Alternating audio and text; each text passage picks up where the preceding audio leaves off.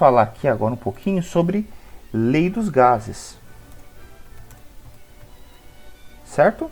Bem, a lei dos gases, o que a gente tem que falar sobre ele, né? Primeira coisa, um gás, ele sempre vai ser definido por três grandezas físicas básicas: a pressão, o volume e a temperatura.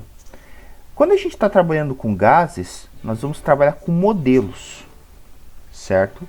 E aqui, em especial no ensino médio, nós trabalhamos com aquilo que a gente chama de gases perfeitos,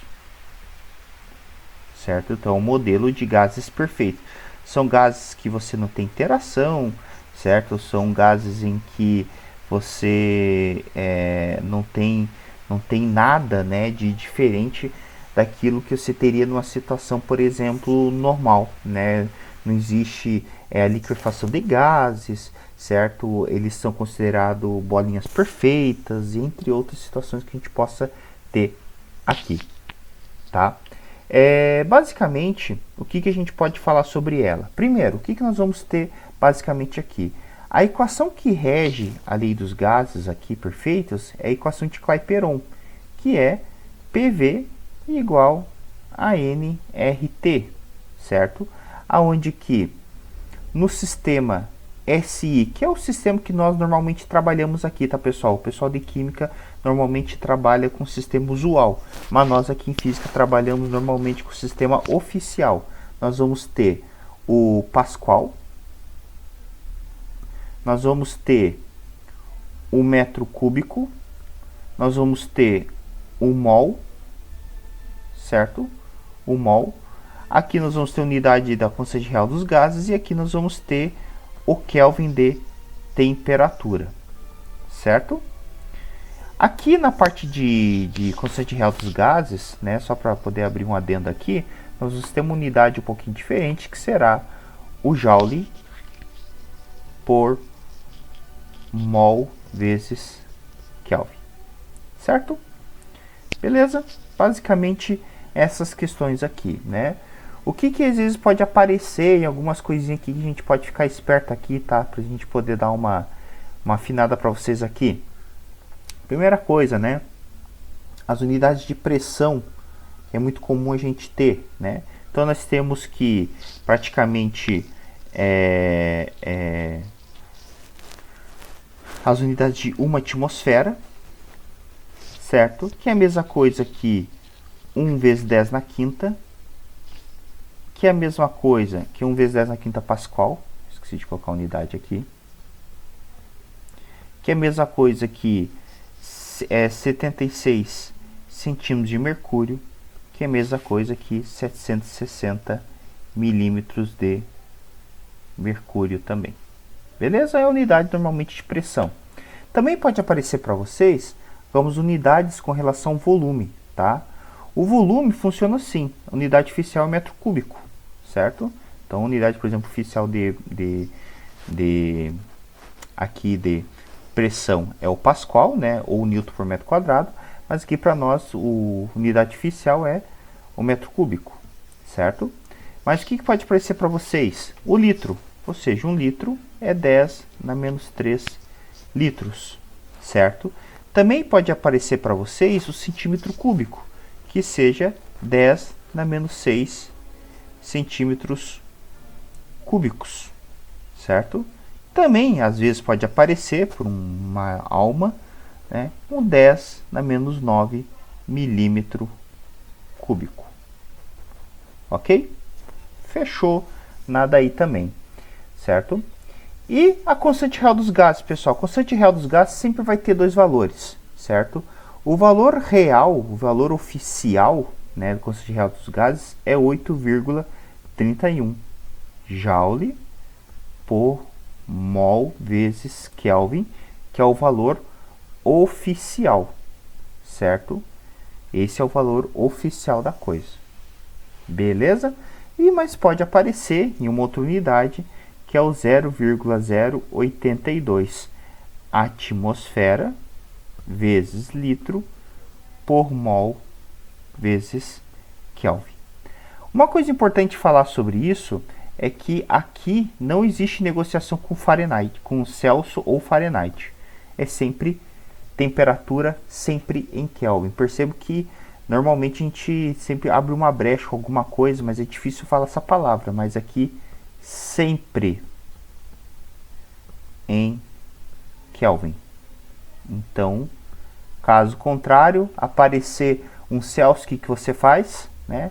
Aparecer o Celsius, você simplesmente faz isso aqui, ó, mais 273, você irá passar o resultado para Kelvin, certo? Então, é só fazer isso, né? Então, se você tiver aqui alguma coisa, né, você vai lá, pega o valor e soma com o valor em Celsius. Beleza? É bem simplesinho de ser feito. Ok? Bem, e aí nós temos a questão das transformações gasosas, né? Pessoal, as transformações gasosas, né? O que é uma transformação gasosa? É quando você passa um estado para o outro. O que seria um estado para o outro, pessoal? Muito simples, ó. É quando você passa um estado 1 para um estado 2. Daí o cara fala assim, como assim estado, né? Estado, pessoal, é quando você tem um gás em um certo valor de pressão, volume e temperatura, passa para um outro valor de volume de pressão, outro valor de volume, outro valor de temperatura. Lembre-se que eu falei para vocês que um gás ele é definido dessa forma aqui, certo? Dessa forma ali que a gente conversou. Bem, o que a gente faz aqui, né? Eu passo de um lado para o outro, certo? E daqui eu posso tirar uma equaçãozinha, que é essa cara aqui, né? Que seria P1, V1, T1 é igual P2, V2, T2. Beleza? Para viver tranquilo, preciso viver trabalhando. Coisa linda, olha aqui, ó, né? Olha a coisa aqui, né? Coisa linda. Em cima dessas coisas aqui, nós temos as chamadas transformações ali, as chamadas sistemas ISO, né? Então, nós temos o chamado isotérmico, que é quando eu tenho a temperatura constante, certo? Nessa temperatura constante, o que eu vou ter, pessoal? Olha aqui, ó, né? Quando eu tenho a temperatura constante, eu vou ter o meu gráfico PV, certo? Eu vou ter uma coisa desse tipo aqui, e eu vou poder cortar as temperaturas do sistema ISO, porque a temperatura é constante. O que me sobra? PV1, V1 é igual P2, V2, certo? Eu também vou ter o chamado sistema isobárico, certo? No sistema isobárico, o que eu vou ter de bom aqui? No sistema isobárico, já vou ter uma outra jogada, certo? Eu já vou ter uma jogada em que eu vou ter uma parte aqui que fala sobre pressão, que será o seguinte, né? Eu vou vir aqui, só que eu vou mudar aqui, né? Eu vou ter o seguinte, eu pego o mesmo gráfico PV, certo? Só que agora eu vou ter uma reta, né? Deixa eu fazer uma reta bonita aqui, né? Já que a gente está usando o coisa, vamos usar os recursos. Então, nós vamos ter uma reta, certo? Então, no sistema isobárico, o que acontece? No sistema isobárico, a pressão é constante. A pressão é constante. E já que a pressão é constante, eu posso cortar os P, certo? Então, o que me sobra? V1 sobre T1 é igual a V2 sobre T2. E no sistema, eu também posso ter o chamado sistema isométrico, que também é conhecido como sistema isovolumétrico, ou também chamado sistema isocórico, né? O que seria isso? É quando eu tenho o volume constante, certo? No volume constante, o que eu vou ter? Eu vou ter, olha aqui, ó, coisa linda, hein? Coisa linda. Eu vou ter isso aqui. E agora, eu vou ter aqui, ó, né? Eu vou ter uma retinha. Aqui, caramba, rapaz. Aqui. Aqui. Eu vou ter uma coisa desse tipo, certo? Uma retinha desse jeito, em que eu vou ter o pressão por volume. Tá aí, ok? Dessa forma aqui. E se você analisar da mesma forma como eu fiz aqui, nós vamos ter